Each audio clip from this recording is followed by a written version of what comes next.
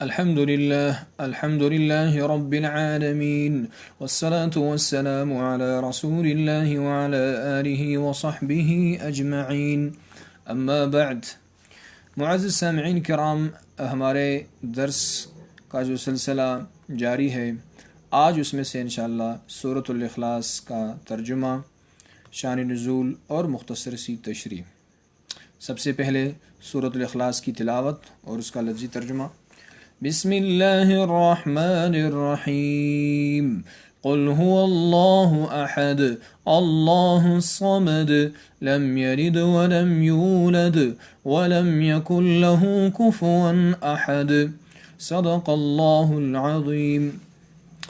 قل کہہ دیجئے، هو اللہ وہ اللہ، احد ایک ہے، اللہ الصمد اللہ بے نیاز ہے، یا اس کا یہ ترجمہ بھی کر سکتے ہیں کہ اللہ الصمد اللہ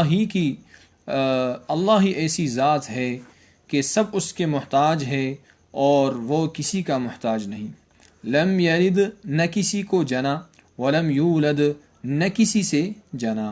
اور یہ ترجمہ بھی کر سکتے ہیں اس آیت کا کہ لم یلد نہ اس کی کوئی اولاد ہے، ولم یولد اور نہ وہ کسی کی اولاد ہے، ولم یکن لہ کفوا احد اور اس کے جوڑ کا کوئی بھی نہیں، یعنی اس کے برابر بھی کوئی نہیں ہے۔ یہ لفظی ترجمہ۔ شان نزول کے حوالے سے مختلف روایات وارد ہوئی ہیں۔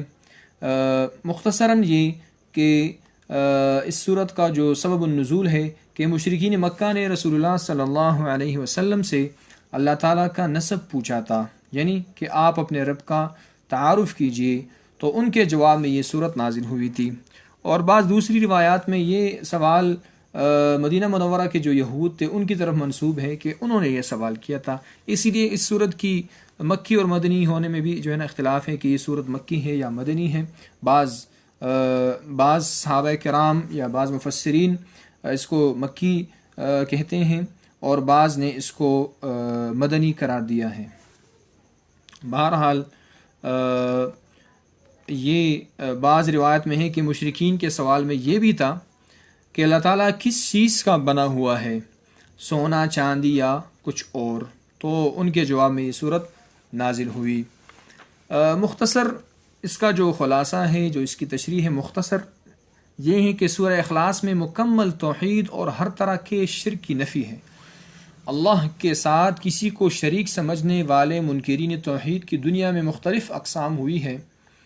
سورہ اخلاص نے ہر طرح کے مشرکانہ خیالات کی نفی کر کے مکمل توحید کا سبق دیا ہے، کیونکہ منکرین توحید میں ایک گروہ اللہ تعالیٰ کے وجود ہی کا منکر ہے۔ بعض وجود کے تو قائل ہیں مگر وجوبی وجود کے منکر ہے، بعض دونوں کے قائل ہیں مگر کمال صفات کے منکر ہے، بعض یہ سب کچھ مانتے ہیں مگر پھر عبادت میں غیر اللہ کو شریک ٹھہراتے ہیں۔ ان سب کے خیالات باطلہ کا رد اللہ احد میں ہو گیا کہ اللہ ایک ہے، ان کا کوئی بھی شریک نہیں ہے۔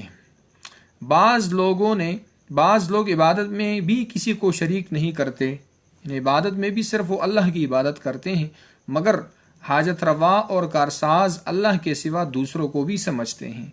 ان کے خیال کا ابطال لفظ الصمد سے ہو گیا، یعنی ان کا یہ جو خیال تھا یہ اس کے باطل ہونے کے لیے یہ لفظ آ گیا کہ اللہ الصمد اللہ بے نیاز ہے، اللہ تعالیٰ کسی کے محتاج نہیں اور باقی ساری مخلوق اس کے محتاج ہے۔ بعض لوگ اللہ کے لیے اولاد کے قائل ہیں، ان کا رد لم یلد میں ہو گیا کہ اللہ تعالیٰ کی کوئی اولاد نہیں ہے۔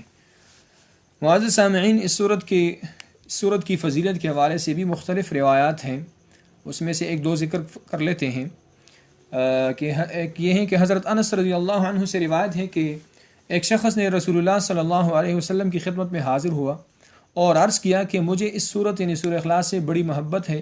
آپ نے فرمایا کہ اس کی محبت نے تمہیں جنت میں داخل کر دیا۔ سبحان اللہ۔ ترمذی نے حضرت ابو ہریرہ رضی اللہ عنہ سے روایت کیا ہے کہ ایک مرتبہ رسول اللہ صلی اللہ علیہ وسلم نے لوگوں سے فرمایا کہ سب جمع ہو جاؤ، میں تمہیں ایک تہائی قرآن سناؤں گا۔ جو جمع ہو سکتے تھے جمع ہو گئے، تو آپ تشریف لائے، نبی کریم صلی اللہ علیہ وسلم تشریف لائے اور قل هو اللہ احد یعنی الی آخری آخر تک کی اس صورت کی قرأت فرمائی اور ارشاد فرمایا کہ یہ صورت 1/3 قرآن کے برابر ہے۔ اور اسی طرح ایک اور روایت میں بھی ہے کہ رسول اللہ صلی اللہ علیہ وسلم نے فرمایا کہ جو شخص صبح اور شام قل هو اللہ احد اور معوذتین پڑھ لیا کرے تو یہ اس کے لیے کافی ہے، یعنی سورۃ الفلق اور سورۃ الناس، اور اسی طرح یہ سورۃ الاخلاص صبح و شام جو پڑھے گا تو یہ اس کے لیے کافی ہے۔ اللہ تعالیٰ اس کے ذریعے سے ان کی حفاظت فرمائیں گے۔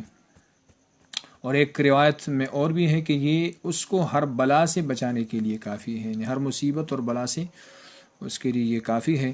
اللہ سے دعا ہے کہ اللہ تعالی ہمیں قرآن کریم کی صحیح سمجھ عطا فرمائے اور اس پر عمل کرنے کی اخلاص کے ساتھ توفیق عطا فرمائے۔ وآخر دعوانا ان الحمد للہ رب العالمین۔